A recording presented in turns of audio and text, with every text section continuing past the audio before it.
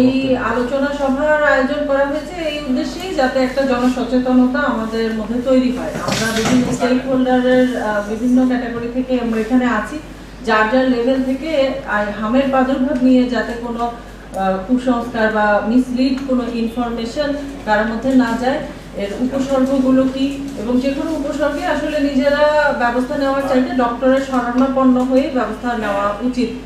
কারণ হচ্ছে যে অন্যান্য আমরা এই মুহূর্তে দেখতে পাচ্ছি যে পক্সেরও একটা প্রাদুর্ভাব দেখা যাচ্ছে। তো পক্সেরও সিমটম শুরুতে কিন্তু জ্বর বা ঠান্ডা লাগা এগুলো দিয়েও শুরু হয়, প্রায় একই রকম। তো সেক্ষেত্রে কোনটা কোন ওষুধ সেটা আইডেন্টিফাই করার জন্য ডাক্তারের শরণাপন্ন হতে হবে, আমাদের মধ্যে সচেতনতাটা তৈরি হতে হবে। স্কুল গোয়িং বাচ্চারা ও তাদের মধ্যেও যদি মানে এই ধরনের কোনো উপসর্গ দেখা দেয়, আমাদের শিক্ষা কর্মকর্তারা আছেন, আমাদের শিক্ষকদেরকে জাস্ট একটু অ্যালার্ট করা, যাতে আতঙ্ক তৈরি না হয়, জাস্ট একটু অ্যালার্ট করা যে এই ধরনের উপসর্গ দেখা দিলে, যেহেতু এটা ভাইরাস ফিভার, আমাদের যাতে এক শিশু থেকে আরেকজনের মধ্যে এটা সংক্রমিত না হয়, সেই ক্ষেত্রে যেই মেজারমেন্টটা নেওয়া উচিত, এটা প্রত্যেক গার্জিয়ানই সচেতন এই ব্যাপারে। আমার মনে হয় যে কারো বাচ্চা এরকম সিমটম দেখা দিলে তারাই চেষ্টা করেন বাসায় বাচ্চাকে রাখতে, যাতে স্কুলে গেলে অন্য শিশুরা আক্রান্ত না হয়। এই ব্যাপারে আমাদের একটু সচেতন থাকতে হবে।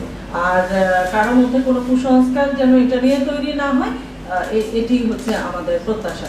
তো আমরা আশা করছি রাজশাহী ডিভিশনে নাটোরের অবস্থান আমরা দেখলাম যে বিভিন্ন জেলার তুলনায় আমাদের এখনো পর্যন্ত সংক্রমণের হার খুবই কম।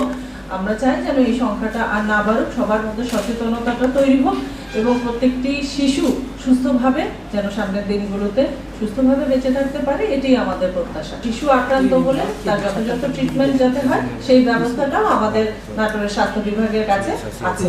তো এটাই হচ্ছে আমাদের একটা স্বস্তির জায়গা।